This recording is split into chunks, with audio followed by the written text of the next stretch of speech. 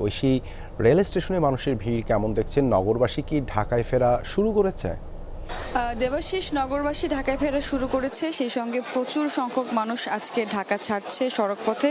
রেলে ভিড় প্রচণ্ড আজকে, এবং সেই সঙ্গে আজকে কিন্তু শিডিউল বিপর্যয় রয়েছে। আপনাকে যদি আমি একটু বলি যে আজকে কিন্তু 8:46-এ ছিল মহুয়া কমিউটার ট্রেন, যেটি এয়ারপোর্ট রেল স্টেশনে এসে পৌঁছানোর কথা 8:46-এ, সেই ট্রেন কিন্তু 9:54-তে ছেড়ে গেছে।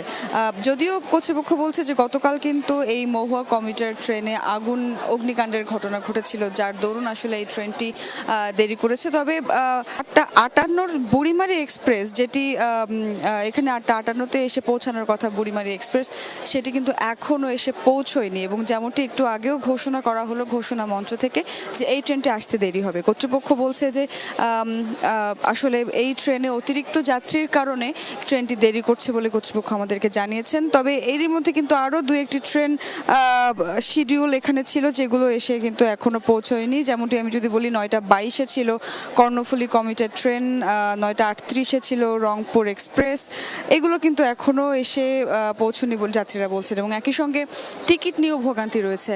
তারা বলছেন যে অনলাইনে টিকিট পাওয়া যাচ্ছে না, সার্ভার ডাউন। গত 17 ঘন্টা ধরে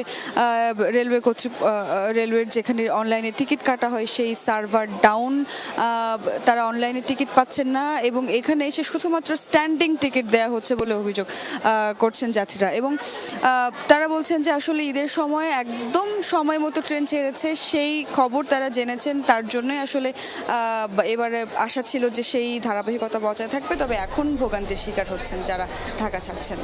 ধন্যবাদ ঐশী যুক্ত হবার জন্য।